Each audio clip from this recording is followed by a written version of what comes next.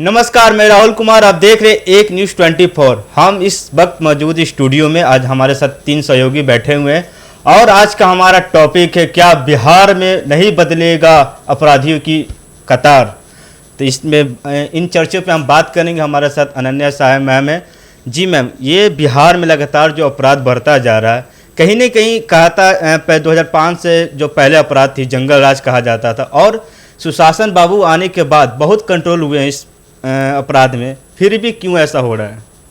देखिए, जिस तरह की आपने बात पूछी है, सीधी बात है कि अपराध जो है अभी बिहार में चरमोत्कर्ष पे है।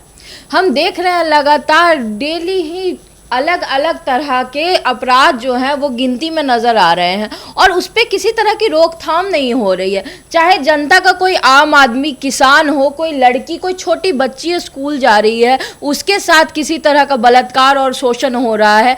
और साथ ही साथ हम देख रहे हैं कि बड़े बड़े व्यापारी, जैसे देख रहे हैं 10 दिनों में कई बड़े व्यापारियों को गोलियों से भून दिया गया है। तो हम बात करते हैं जब अपराध की, तो नीतीश कुमार का दावा था कि भाई जब हम आएंगे सरकार में तो कुशासन को हटाएंगे। जैसा कि कहा जाता था कि लालू जी के राज के समय जंगल राज था, सब तरफ खाली अपराध ही अपराध था, लोग यहाँ से पलायन कर रहे थे, भाग रहे थे। लेकिन अब कौन सा सिचुएशन अलग है? मेरा सवाल है कि अब सिचुएशन कितना अलग है। अभी भी तो हम देख रहे हैं अपराध नहीं रुक पा रहा है। बीच में हाँ, नीतीश कुमार ने काम बहुत अच्छे किए हैं, बहुत सुशासन चल रहा है, लेकिन अभी की जो व्यवस्था हम लोग देख रहे हैं उसमें लगातार दिखाई दे रहा है कि अब अपराधी जो है बेक ऑफ हो चुके हैं। चाहे वो बात करें पटना में, पटना जहाँ पे हम कहते हैं बिहार की राजधानी, यहाँ पर इतना अपराध हो रहा है। दिन दहाड़े कभी वकील को, कभी बीजेपी के खुद के कार्यकर्ता को, कभी गोपाल खेमका जैसे व्यापारी को मार दिया जा रहा है उनके घर के बाहर।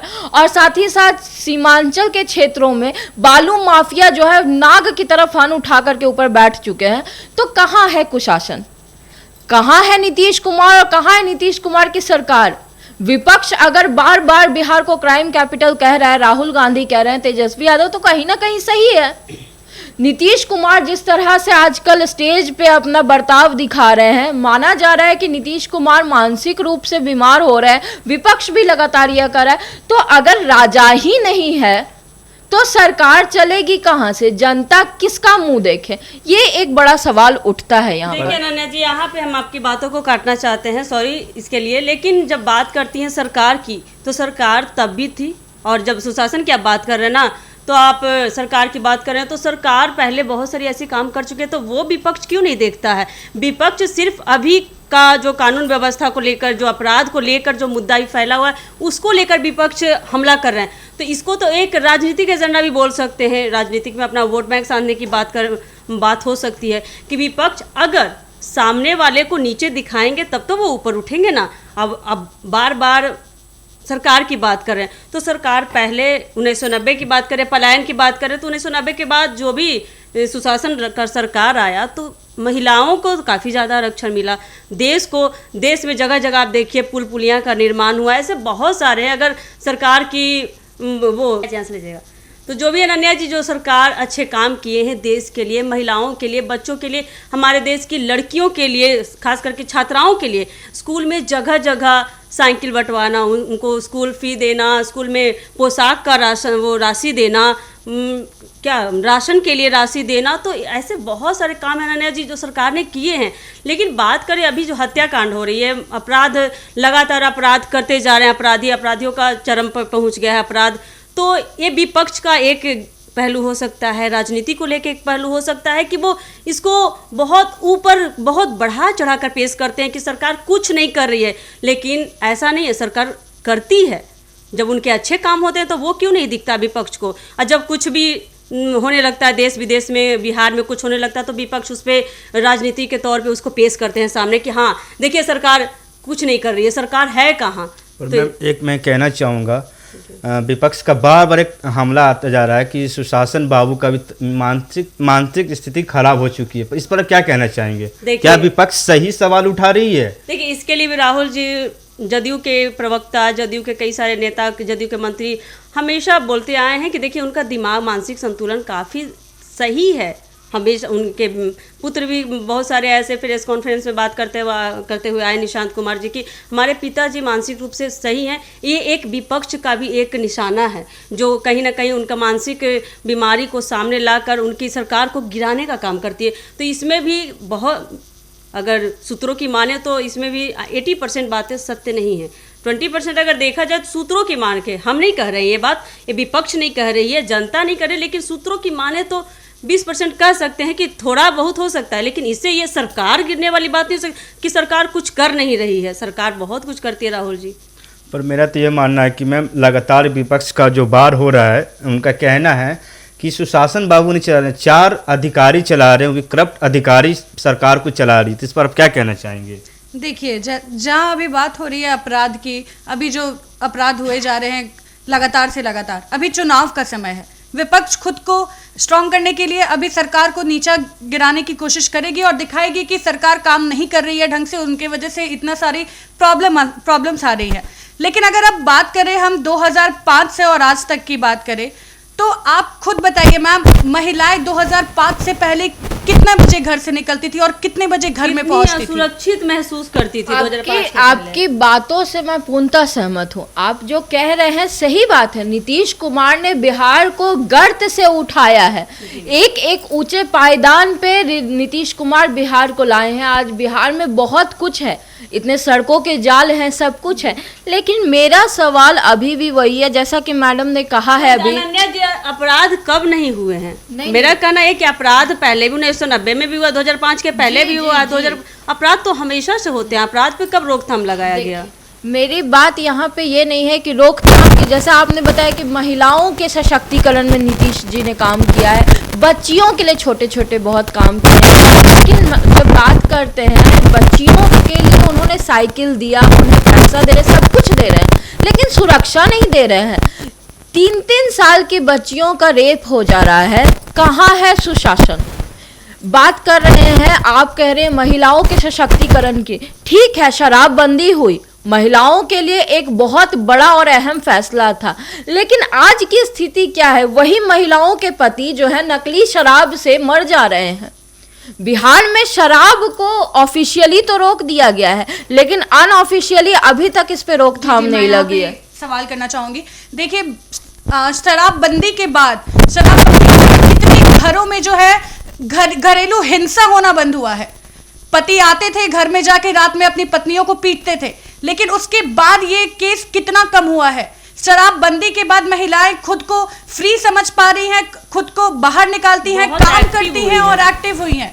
इस चीज को लेकर सरकार शराबबंदी करके एक ऐसा काम किया है जिससे महिलाओं खुद को फ्री समझ रही हैं और उसके बाद वो अपने घर में सुरक्षित रह पा रही हैं। मैम यहाँ पे मैं रोकना चाहूँगा, मेरा एक सवाल है, फिर भी तो अपराध बिहार में कम नहीं हो रही। लगातार शराब माफिया का देख लीजिए, अपराधी बालू माफिया का देख लीजिए, एक बिहार में एक बड़ा अड्डा बन चुका है। एक बात मैं यहाँ पर कहना चाहूंगी, आप लोग जो कह रहे हैं मैं पूरी तरह से सहमत हूँ, सही बात है। अपराध पहले भी थे, जंगल राज था, लालू जी के राज को आज भी दहशत के राज से जाना जाता है, लेकिन रोकथाम हुई, नीतीश कुमार ने किया। लेकिन अभी आपने कहा कि अपराध कैसे रोके जा सकते हैं, रोकथाम के लिए सब कुछ करती है सरकार। लेकिन अभी भी बात यह है कि आज हमारे पास जितनी टेक्नोलॉजी है, जितना साइबर हेल्प सेल है, जितना जल्दी हम लोकेट कर सकते हैं, फिर भी ना हम क्राइम रोक पा रहे हैं, ना महिलाओं की आप बात करती हैं। आज चले जाइए गंगा घाट पे, शाम ढलते ही महिलाओं का वहां पर जाना बहुत मुश्किल हो जाएगा, क्योंकि लोग नशे में वहां पर धुत रहते हैं। अगर नशा बंदी है बिहार में तो कहां से नशा आ रहा है? पर मैं कहना चाहूँगा, यहाँ सरकार तो लगातार 112 नंबर गाड़ी भी बिहार पुलिस के द्वारा चलाई जाती है और कहा जाता है कि महिलाओं अगर सुरक्षित नहीं है, अगर उनके साथ कुछ होता है तो तुरंत उस पर कॉल करें और तुरंत कार्रवाई होगी। एक बहुत पुराना फ्रेज है इंग्लिश का, prevention is better than cure.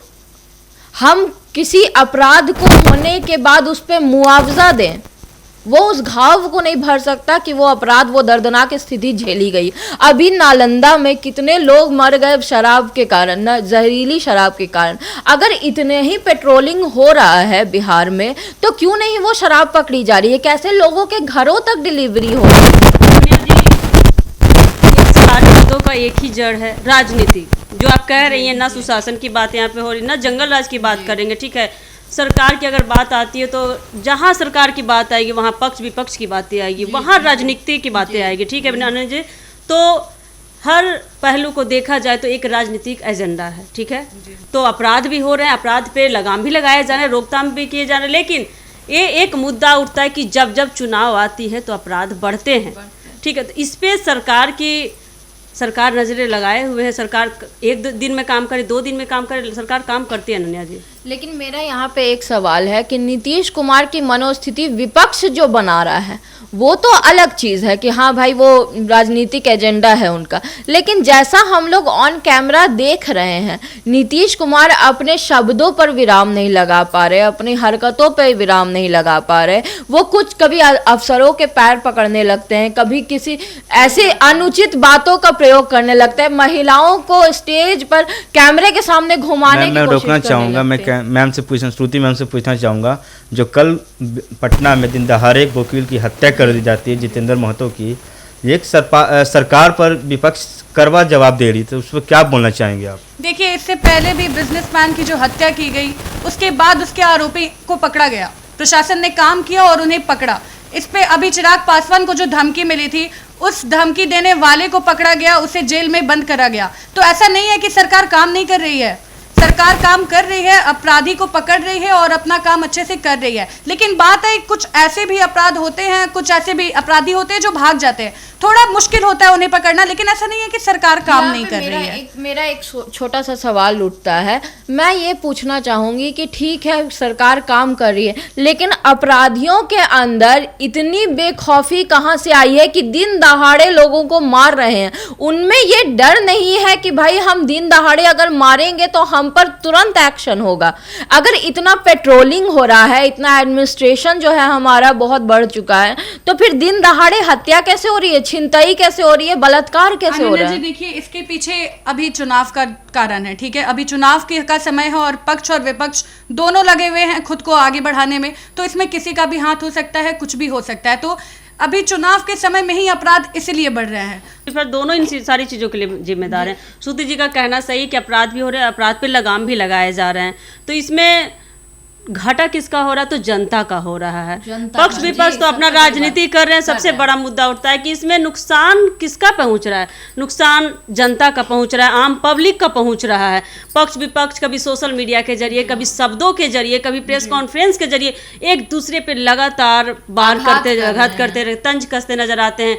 तो सरकार देखिए, पक्ष को भी चाहिए, विपक्ष को चाहिए, सरकार को चाहिए, चाहे जो भी राज है, हम लोग का लगातार 1 न्यूज़ 24 भी इन सारी मुद्दों पे बात की है। हम लोग को सरकार को चाहिए कि वो इन सारे राजनीति को छोड़ के कभी पब्लिक के बारे में भी सोच ले, कभी जनता के बारे में भी सोच ले। यहाँ पे एक बात ये भी उठती है, जैसा कि मैम ने बताया कि सारे लोग जिम्मेदार हैं, पक्ष हो विपक्ष हो, लेकिन अभी की स्थिति ये है कि चुनाव के समय में जनता अगर देखे तो किसकी ओर देखे? सरकार जो है वो विपक्ष पे आरोप लगाने में व्यस्त है और विपक्ष जो है वो सरकार पर, तो किसकी ओर देखे? अनन्या जी, यही तो राजनीति है, इसमें आप क्या कह सकती हैं? जी, तो यहीं पर ये बात होती है कि ना पक्ष ना विपक्ष इस वक्त अगर किसी का हाल बेहाल है तो जनता का, और सरकार की सबसे बड़ी जरूरत ये है कि सरकार जनता की ओर देखे।